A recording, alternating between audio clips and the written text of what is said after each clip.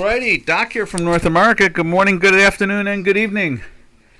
Oh, we got a 10 up there. Let's put, there it is. What are we seeing there? We're seeing some data. Euro trade balance. We're seeing Canadian trade balance. We're seeing trade balance in the United States down minus 65. Where's that mouse at? Let's get to that mouse. Mises two pieces right there. This is the dollar index. You can see it's perking its head up, back up again. It doesn't seem to want to let go when it comes to the, we're thinking the 103s, the high 102s at this point. This is a week of CPI and PPI. They're the inflation numbers, and so it's an important week, and we're going to be watching how the markets interpret this whole thing. Do they slam them? Do they take them up? Are they happy? Are they sad? So forth and so on. And money is trying to invest and stand to the sidelines at the same time. So that's always entertaining when that happens. There we are. Okay, the sound's good. I see Robin there. Hey, Robin, good morning to you.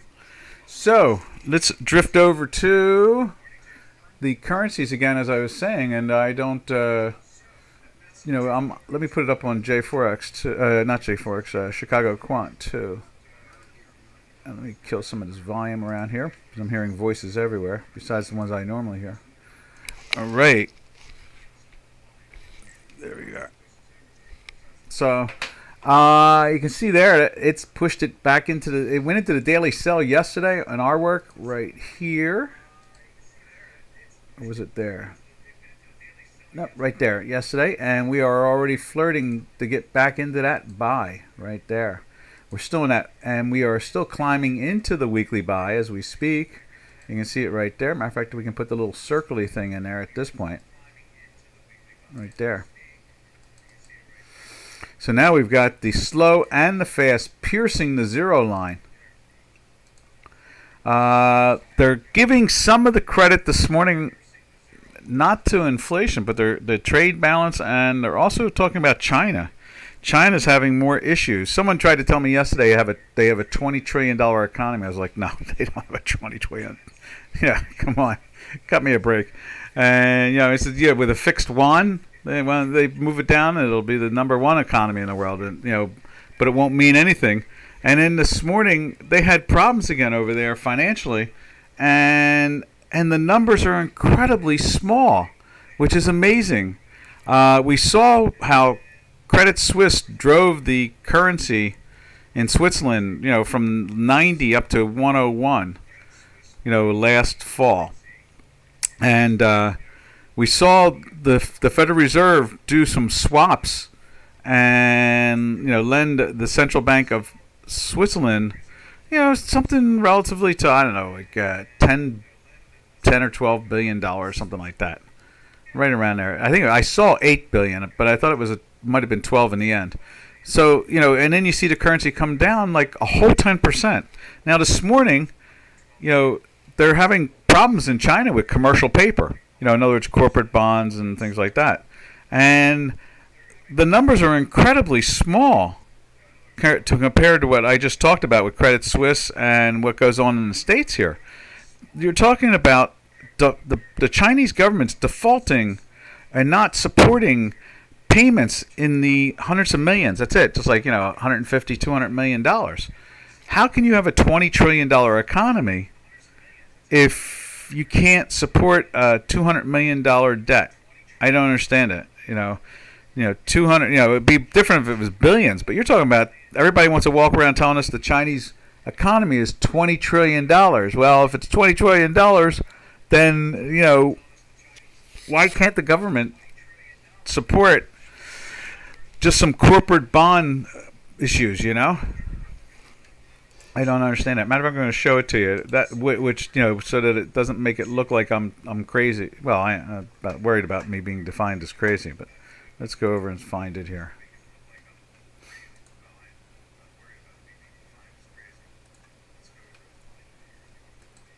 And let me get that article. I'm going to put it up on the screen here. Because it really surprises, every time, there's not enough data. We can't get enough data out of China. They really hide everything that's going on.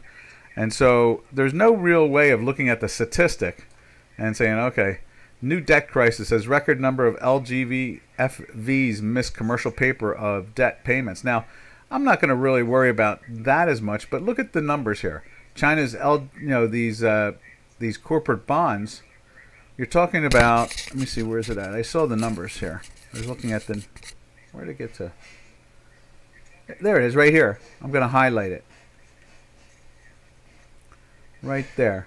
So you're looking at Chinese 13.5 trillion in yuan, or 1.9 trillion in bonds. That's the total, right? Now the payments on it. If you're a $20 trillion economy, well, you can figure you can definitely find a way to pay for the 1.9 trillion of bonds, their debt. Now, where is it at? It is right here. Here we go. So the total of the 48 overdue commercial paper maturing in less than a year, up from 29 in June, according to Huan Securities report citing data from the Shanghai Commercial Paper Exchange, they missed payments of amounting 1.85 billion yuan, or just $259 million. $259 million. They can't find $259 million to prop these things up. It's more than the last in June, where it was 780 million yuan. So in other words, it was about $130 million. So they missed the payments for $130 million in June, and now they're missing the payments for $259 million now. I don't understand it. How if you want a good reputation in the financial industry, you pay your paper. You pay the interest. You give the investors what they're due. But to walk away from that, how can that be a $20 trillion economy when they can't pony up $259 million? And that's what always, these are the only things that identify what's going on over there, because we can't get any real straight answers out of anybody over there. But every so often, when the commercial paper, like we saw, they were was it Evergrande was in the end result, Evergrande walked away from all the foreign investors. They took care of the domestics, and now companies are trying to take control. The ones that are owed money, they defaulted to the point where they own the buildings now in Hong Kong. And you're not talking about a lot. You're talking 50 million, 30 million, 100 million. They're small dollars. If they truly are a 10 or 15 or 20 trillion dollar economy, then pay your bills. That's the end of my riff for this morning. All right, let's get back to the charts. You can see there's the dollar. That's no wonder why the dollar is firm. They've got nowhere else to go. Everybody's running back to the dollar. And then from there, let's get that off the page. There we are. And we go over to the euro. Let's check out the euro this morning. But that's I find that always disturbing, especially when someone's trying to convince me that China is a 20 trillion or even a 10 trillion dollar economy. I figure they're right around 4 or 5. That's what I figure. Because you got to figure that the yuan is probably more like a 24 yuan to the dollar than it is really a 7 yuan to the dollar. So that you just divide the 20 trillion by 3, and it pushes you into 6 and 7s in that area there. So, and myself, I figured that they're really only a 4 or 5 or 6. So that's me just having a gut feeling to it, just because of the way they can't pay their bills over the last 3 and 4 years, ever since the economy dipped, and without United States having 5 and 6% GDP, they live off us. They're like a colony of ours, and when we're not growing, they're not growing. That's pretty much what it comes down to.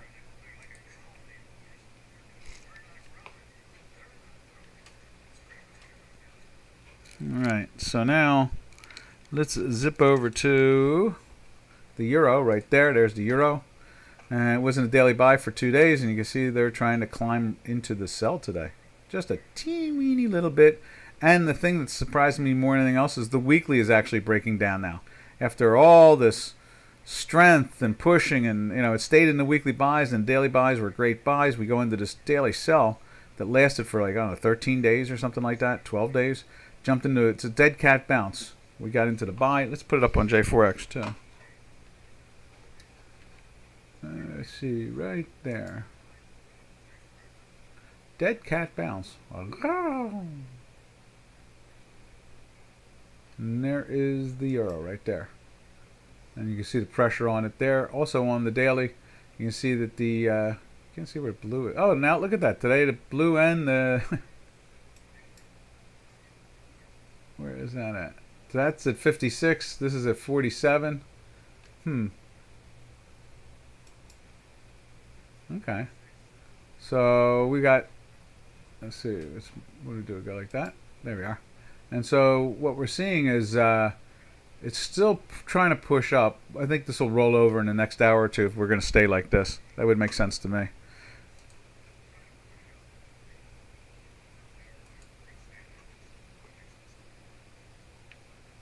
Oh, I see that, Robin.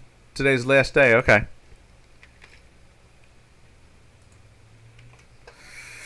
All right, now, and I might as well put the little red line.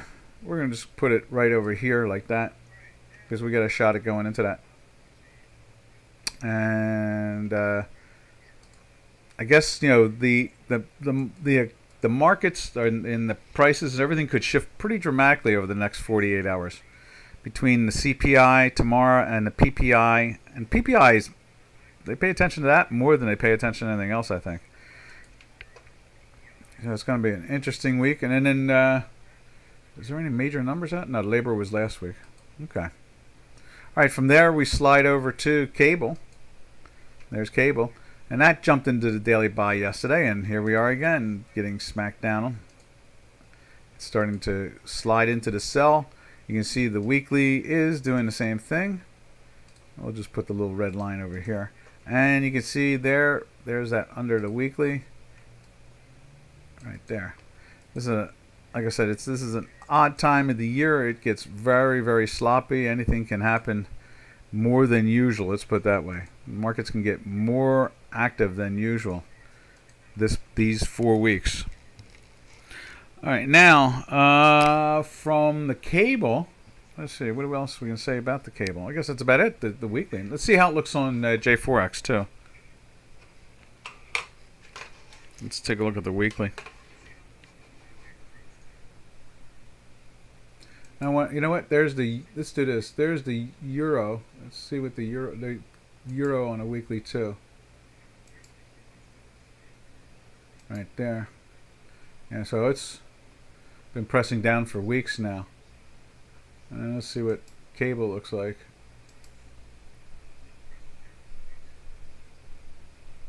Same thing. Oh no, okay. Not yet. It'll join in. Oh no, it's a GBP-AUD. Because I thought that was showing the same thing, pressure, for the last couple of weeks also. Yep. Both are showing the pressure. And now we're joining in. The bigger question is, does that mean something big is coming along and we're going to see that 103 and change, if not more, on the dollar index? If it wasn't for being this 4-week period every year, this is like there's a couple periods of the year where things are just enormous amounts of cross currents, and this is one of them in the reverse. Whereas in late November and December, you have the end of the year rounding, basically closing positions. This is the summer doldrums normally. People try to get a vacation because they know that it's going to be busy now for the next X period of time. So they try to do the family and so forth, and everybody tries to, take off, and they try not to build positions, and that's what's going on right now. As I've said to Robin, it's not as much as they're selling, it's just a buyer's strike at this point. All right, now and there you can see there that weakness there, just like you see on J4X. From there we'll go over to the Swiss.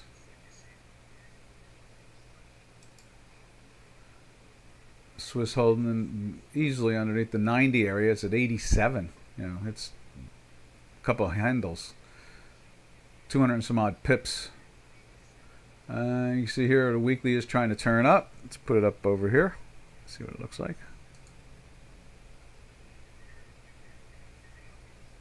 Right there. So you see the weekly, you know, the fast is way up above the zero line. Where is the zero line? Is that the zero line? No. The red is the zero line. So the fast has been up there over a week. This is going on the second week. Now the slow has gotten through the manifold and is starting to turn, but we still have more, we need more pressure on the upside there. I'm wondering if you can we say that we may see that the Swiss could be like a real primer or, you know, key. Watching it, will it give us better insight? Normally, I kind of like to think that way, especially since they've cleaned up that Credit Suisse issue. So, you know, but we've noticed a lot of these things that are primers or keys seem to get beat up every so often. And this, at this point, I guess this is trying to tell us that if this is starting to lift and this is the weekly's trying to lift, then the dollar is going to be even stronger as weeks go on. And I really don't enjoy this particular 3.5, 4 week period because the math is sloppy and choppy and the whole bit. All right, let's put the daily in there. There's the daily. See, it's trying to lift up too. It's got the two reds are underneath the zero line. There it is right there. And it's trying to lift up. And we're through the zero line here. And this will probably join in very soon. Over here on J4X. Alright. Now from there we go over to the yen. Right there. Yen lifting up. Same way. But still hasn't turned. But we got the Hinky Ashki turning up. And I think I saw the same thing on ours. Let's see. Right there. Yeah. We are through the zero line, through the manifold, and so is the weekly. That's not a, that's a bearish sign of dollar-yen pairs. It's telling us that there's going to be some pressure more and more. And I guess they're going to maybe take out these boy, wouldn't that blow my mind if they went after the 151 again. Whew. Let's take a look at it on the weekly there. There's the weekly. And you see it's trying to turn up also. It's through the slow. It's green. Just like, here for almost 3 weeks. Is it 3 weeks now? Yeah. 3 weeks. Where's it? That's the zero line. No, okay.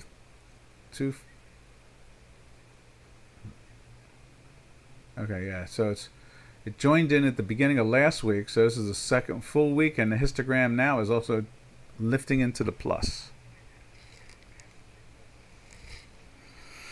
All right. Now from there,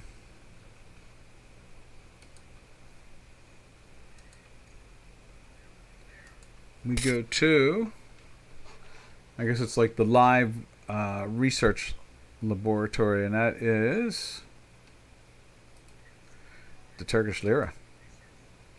And it's really flatlined against the 30-ish area. It's been in a daily sell for weeks. The weekly is holding on. They just don't seem to be able to get it through. There it is right there. Now you can see the fast is breaking underneath this week. The slow is not. Let's put it up on J4X.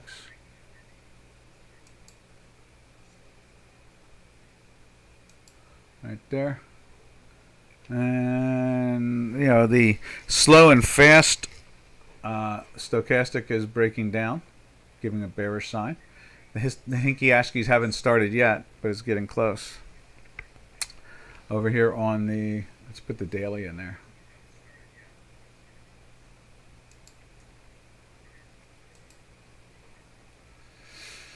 There's the daily. It's trying to get in. It's been, I guess you could say, it's been buy for a couple days now.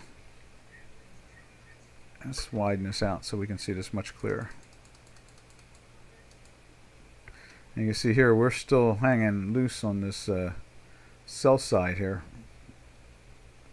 Now, I thought that was a red and green like there, but it's trying to grab the. Let's find a green and just put it in there. So it looks like went in for a day to the buy. Let's grab that.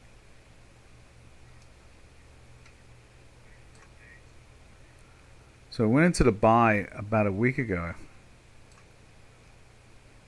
Right there. Now it's showing that. And then the next day it went back into the sell. Right there. And that's where it's hanging. And wow. Look at the manifold. It actually hit each other. Minus 0.02 and minus 0.02. Almost touching. And that day, look at that day. We made a second highest high in history on that day. Is that right? Yeah, that's right. Yeah. And then at the same time, you can see the week. You know, the fast has broken underneath. Let's put the 0 line in there too. There's a 0 line. You can see it's broken through there, but the fast has, but not the slow. So the question is it going to kind of do a little bouncy dead cat thing? And next thing you know, I mean, we seem to be locked between the 31 and the 29 and a half area. It doesn't seem to want to move away from that. You know, we keep on thinking that you know, there's nothing left. So maybe they'll change policies. It might change things because everything else they've done is definitely not working. We've seen now with these policies under the Prime Minister and now President Erdogan that it's gone from 1 to 31. So something needs to change. Obviously, they can't seem to buy their way out of this in the sense of, you know, offering free puts and, you know, using all their sovereign capital and, you know, all kinds of things they try to do, but it doesn't seem to happen. Nothing seems to be helping the Turkish lira. All right, now from there we slip over to Mexican peso. We can't wait. We're waiting for the 22nd to occur. You know, the BRICS are going to be together. You know, maybe we'll see if they're going to induce or incorporate in the the Mexican peso. So, because, you know, I think the BRICS need a very, very strong currency, and right now the BRICS, the best currency they have is the South African rand, and the second most is the Indian rupee. So, if with some luck on the 22nd, maybe they'll make an announcement that they accept the Mexican peso as a BRIC. Then that will give us the 3 strong currencies in the BRIC right there.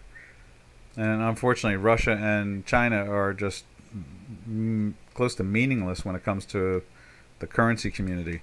Someone was asking me about that yesterday. I keep on saying, I can't imagine BRICS linking gold with their currency, because people will exercise it and take off with the gold. And so I'm totally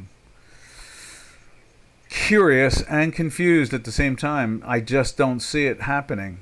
So, you know, I can understand a BRIC indice and, you know, group of currencies, but I don't see anything more than that. I don't see like them becoming a dominant currency. I just see it as a currency, you know, nothing more than that. That's if the Mexican peso joins in, because those 3 are it. All right, and there it is right there. Speaking of which, the Mexican peso, and it's been lifting the last couple days. It looks like it tried to get into the sell yesterday. It just missed it. Today it's through the 0 line, but it's a plus for the day, and it's a green and a red. So we're still in the daily buy. It's weekly buy for 1 week, going on a second week. So it's a lot more work to be done. Let's put it that way. A lot more work to be done.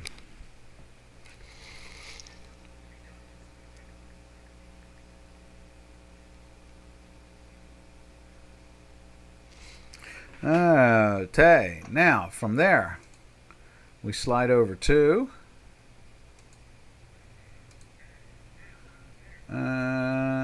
we go to the South African Rand right there. Let me just show you the peso real quick on J4X.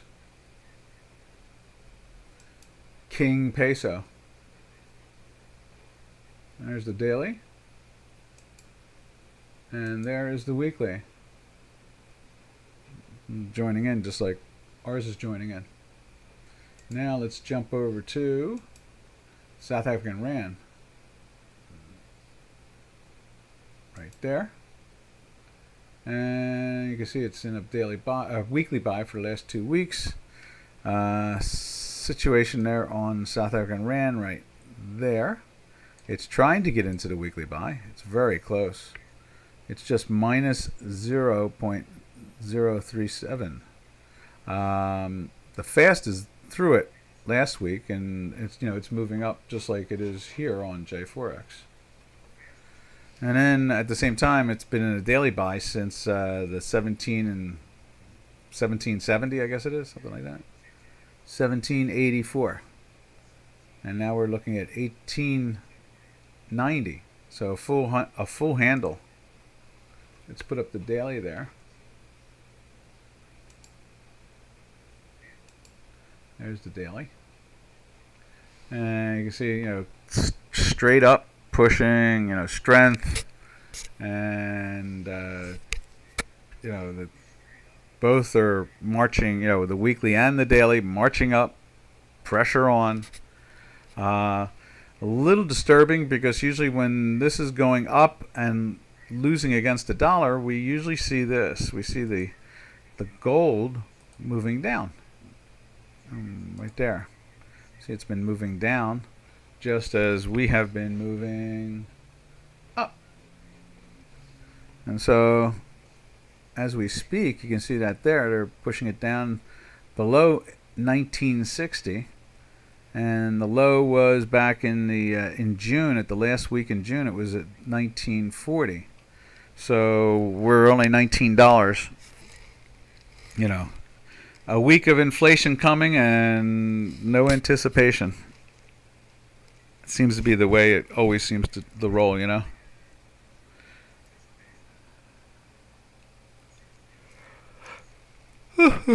Excuse me. All right, now from there, we slide over to, we'll look at silver, because we've noticed that we kind of missed some of those things. So there's silver. And silver, just as Robin says, they get up to the 25, it has a coronary and rolls over. And that's exactly what we're seeing there. And you can see it's been in a daily sell. And we are now minus 0.01. We are flirting with the edge. That's what it comes down to. Flirting with that edge. Oop, what happened there? There we are. Let's put that circly thing on it. So right there, we're just starting to flirt with it, just by the hair. And we're going after, isn't that amazing? Going after the 22s. Let's leave the ZAR up because, we're looking at that. And as this is rising, we expect to find, obviously, silver moving down. And it is. So it's always been an interesting tool.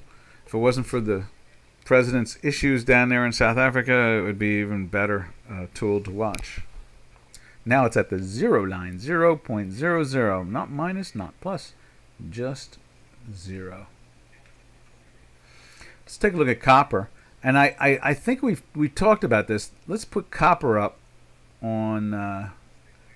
Let's see, where's that? Copper right there. And that's breaking down, this whole week. And that's usually, like I said, that's the eye of China when we see that. And you can see the weekly trying to pierce at the same time. And then let's look at the Chinese yuan. No, I know what we were talking about doing. Looking at the Shanghai, that's what it was. Let's go to the Shanghai.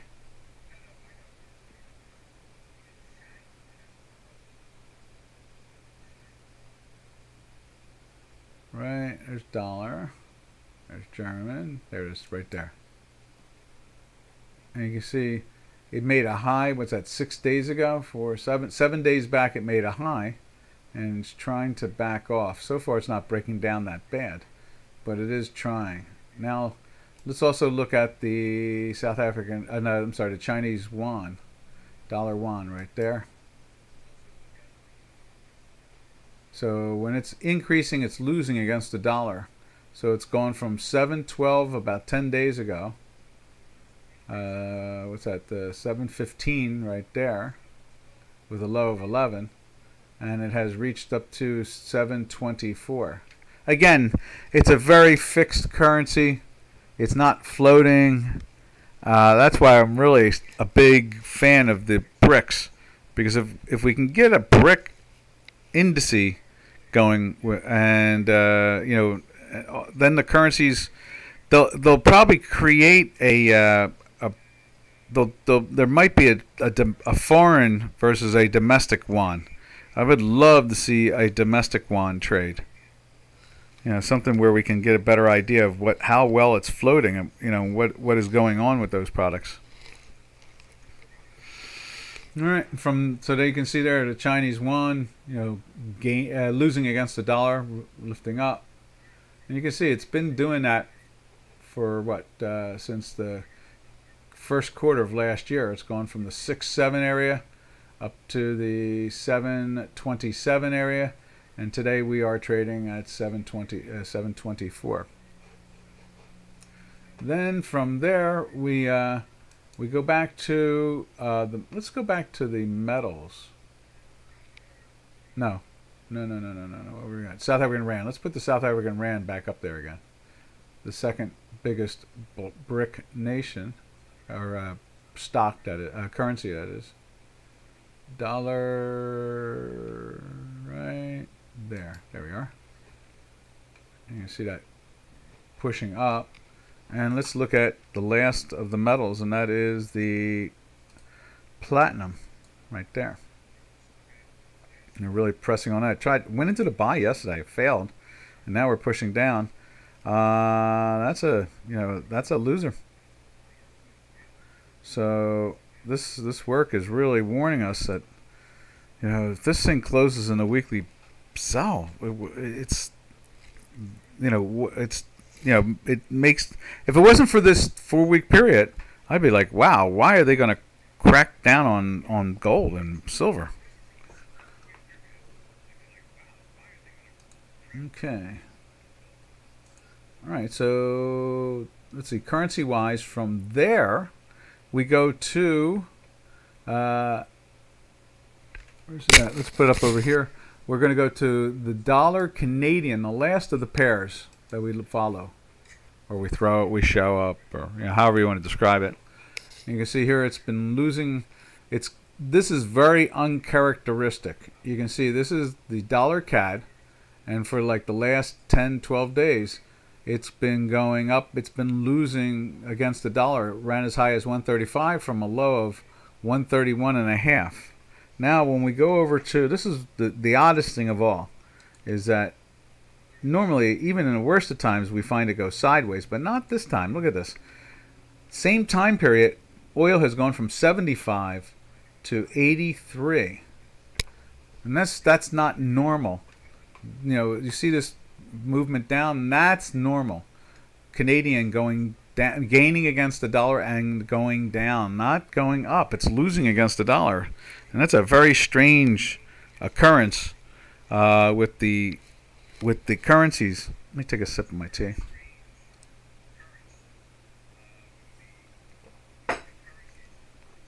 There we go. All right. Let's see now. Let's take a look at, while we're there, we'll leave the Canadian up here, and we'll look at that's the front month. So it's trading at $80.60. Let's look at the November contract. It's trading at $79.76. So we're looking at an 84-cent difference. It's coming down a little bit. It got as high as $1 and change, but it's trying to press down today. There's people walking around talking about, in the financial community, talking about $100 oil now. It's like, wow. And they can't really put out anything more in the reserves.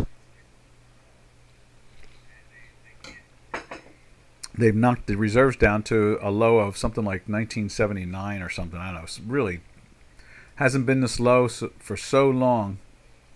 Biden really has been liquidating the oil reserve. So from there, we slide over to natural gas, and you see here, natural gas climbed into the buy yesterday, and is it's on the edge. It's at 0.000. It's not really, it's just barely surviving. It's got a green and a red. It doesn't have that energy. And Canadian, you can see, is marching up. So again, the energies are gaining in value, and we're not seeing the Canadian show life on the gaining against the dollar.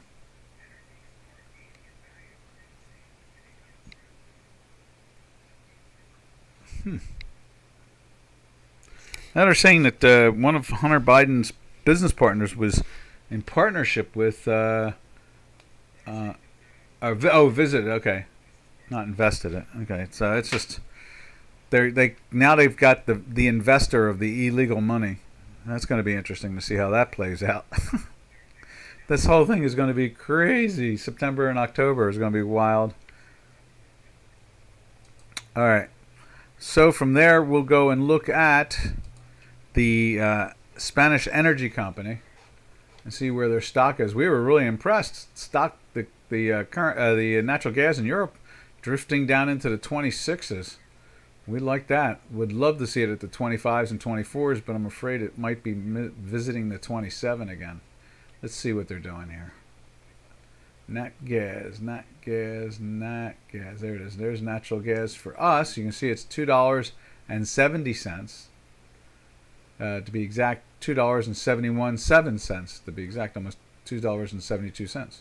Now let's go look at the Spanish energy company right there. How about that? That's good. It's still down in the low 26s. I'm hoping that it, finds a way to get down to the 23s or 22s or something of that nature.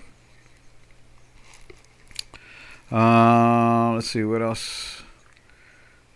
Not much more to be said about that. The energy. So that is our new sequence of going from South African rand and the metals complex, not just gold, and then jumping from there to the Canadian pairs trade to the energy sector. So we look at both of those.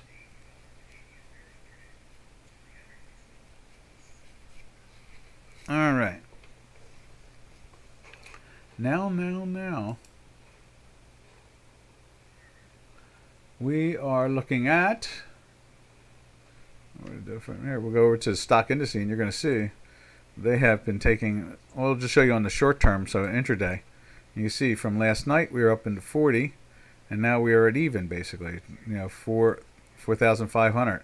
In this case, 4,504. So it's about a 40-point drop. It's like the Dow is down 266 points. And you can see there's a little strength trying to come in. You can see the same thing over here. Strength is trying to come in. And we'll see what they do with that. Now, from there, let's go look at the daily weekly. Nope, that's not it.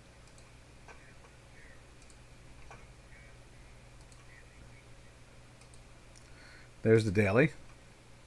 And they pushed it into a buy yesterday, and now they're trying to push it into the sell. It's not, it's going to be very close. That green dot might disappear at this point. And we'll be right back into the sell. The weekly seems to have bounced, but it's not doing anything. I thought for sure they would get the, like this, the SPY, the ETF, which is only trades like 7 hours a day out of the 24 hours. So I thought that would go find a buy today, but then that was also with the idea that they didn't sell the marketplace. Now they're just selling it down again. From there, we'll go take a look at the Tech 100. Oh, let's do this too.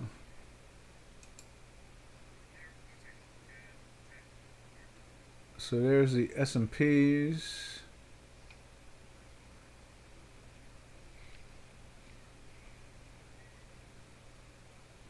Right there, that's the S&P. And now you can see all that pressure on the daily. Let's go take a look at the Tech 100 right there. Same thing, a lot of pressure. Same situation. Buy yesterday, now pushing down. Weekly still holding on by a thread. It just seems to not want to get into the weekly. Maybe they need to push it into the weekly just to get it to bounce, something like that. Money wants lower prices to buy. They've kind of, the ceiling has, I guess you could say the ceiling has shrunk down. They're not reaching and reaching and reaching, especially with the tech companies. What were they calling it? The Magnificent Seven or something like that?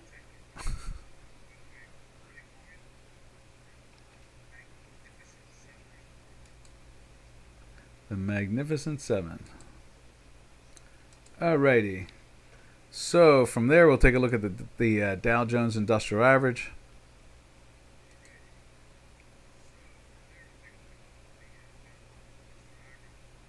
Right there's a September contract. It too went into the daily buy yesterday, and now it's trying to get into the sell. The weekly doesn't seem to let go, and it seems to be stuck in that plateau area. And I guess, if they don't take out this low and instead take out this high, then they're going to be running up again. But I don't think that they have. Right now, I just don't see it. They don't seem to want it. There's no reason given. Probably yesterday's excitement was more than anything else is that over the weekend, one of the Fed governors or presidents of one of the banks was talking about the idea that don't be surprised if we can lower rates in next year, that type of thing. And that's what put the excitement into the market yesterday. All right, and then the last one we look at is the Russell 2000. There's the Russell 2000. Holding pretty tightly too. It's making a new low there today. But that is really the pressure that we're seeing on it. And this is the most speculative of our four indices that we follow. It's an enormously small cap. You're talking about 500 million to something like $5 billion, I think, in capitalization to be a Russell 2000. And so 2,000 companies that are, just hoping to be the next Apple or Intel or Microsoft. Google, What else can we say about that? I guess that's about it. We're pretty much done. No questions today, so it's been relatively quiet. Anybody have anything they'd like to look at? I'm going to sip my tea, give a few seconds for someone to see if they want to look at something. Oh, what we can do is we can look at DAX too while we're looking. Let's look at the DAX.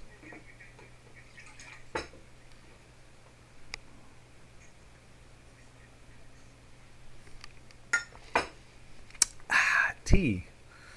All right, let's find DAX.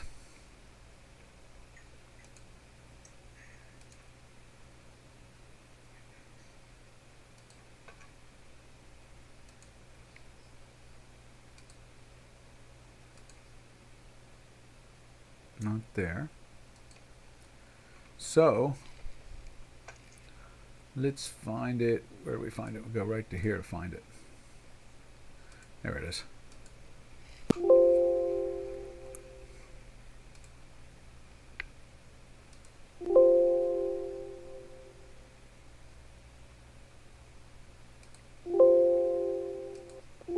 Like a mechanical problem there.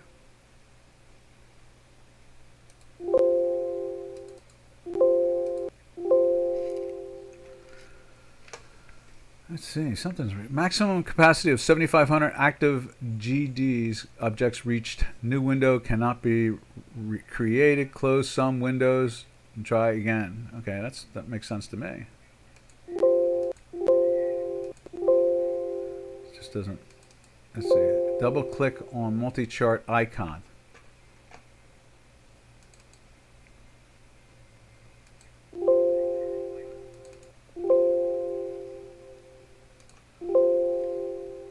Huh.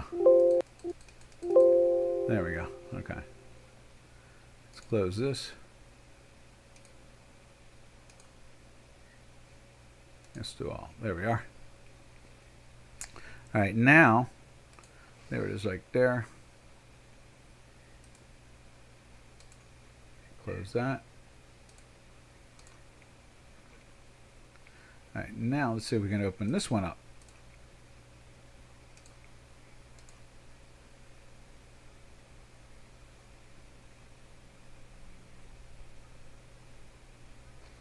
Okay. So right there is the DAX. And you see the pressure on that today. And it was in a buy for 2 days and it seems to be failing, but they're buying it on the weekly. Again, you know, summertime doldrums would be interesting to see if they're going to hold up these things or they're going to go make a new challenge to the lows of the 15,000s. I doubt it. I just don't see sellers. I just see a buyer strike. That's pretty much the way I see it at this point. All right. What else we got going on here?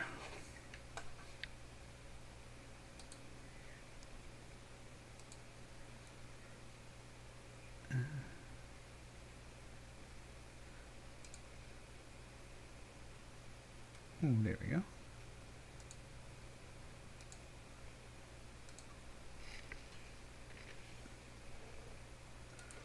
All right, there's the DAX, and that's done. I don't have anything more to really yak about. What else can we look at while we're here? Anybody want to see a particular stock or another currency or, you know, whatever you want to, you know, I'm always interested in seeing what you're looking for because I learn from it when you learn from it.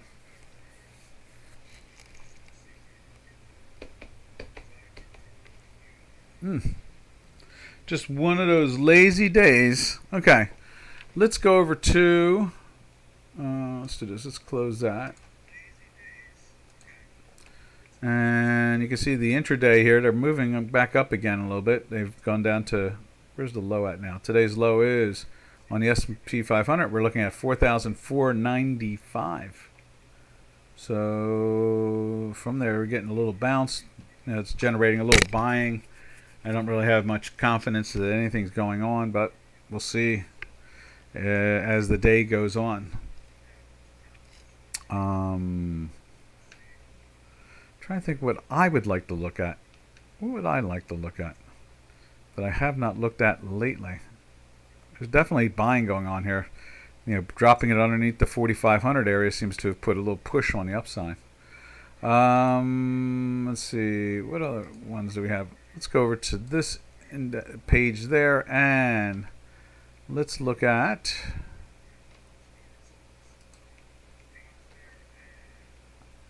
we've looked at all the indices. There's that. The Bitcoin. There's the Bitcoin. Trying to lift that up now. It's been in a sell for a while. We got a little action going on today. Maybe they're a little nervous. We see it trying to play. It's above the zero line. You just take a look at it through our platform.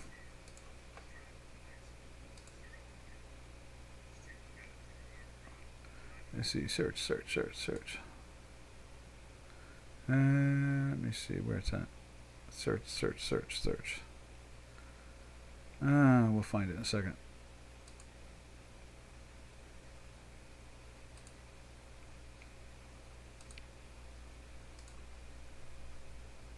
We will find it in a second. There it is. There's the platform. Opening it up.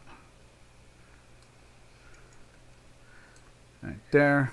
And let's check out cash Bitcoin versus the futures contract.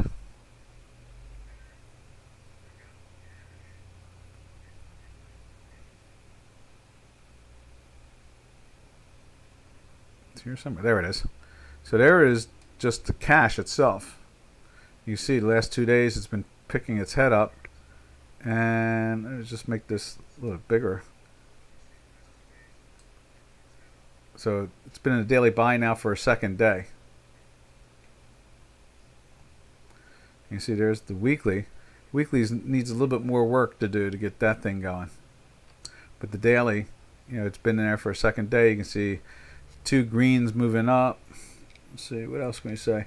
It was interesting, it seemed to be a very strong support in the 29,000 area. Just like the stock indexes, seem to be trapped where they can't get through the top. The same thing here with the Bitcoin. And then let's look at the Bitcoin future. There's a futures contract. It is going into the sell today, maybe? Or was it in there yesterday? Let's take a look and see.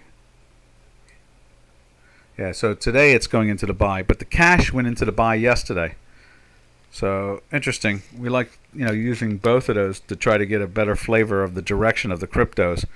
And you would assume that last week with well, let's put it this way: gold is selling off and silver is selling off. The metals are having problems, and cryptos are flat basically. I mean, no doubt they're at the low end of their 1,500 point range, I guess you could say, between 31 and 29 and a half. So it's or 31. I guess that's like what is that? It's about under $2,000 range. So they've seemed to have played the bottom.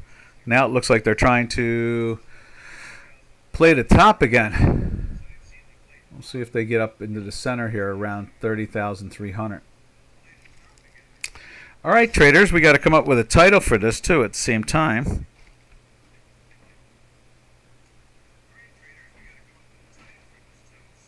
And the answer to that is, I guess what it comes down to is more defaults in China, shake market. I think that's literally what I'm seeing at the moment. That's what I'm hearing this morning. Because remember, they were counting on China to supposedly a second most powerful economy, blah, blah. They were anticipating the idea that would help move the markets up, but they just don't, they don't, somehow or another, they misunderstand the way it all works. I keep on trying to remind them all that China is a colony-like nation to us, and they are not a competitor as much as they are just a colony. They survive off of our success.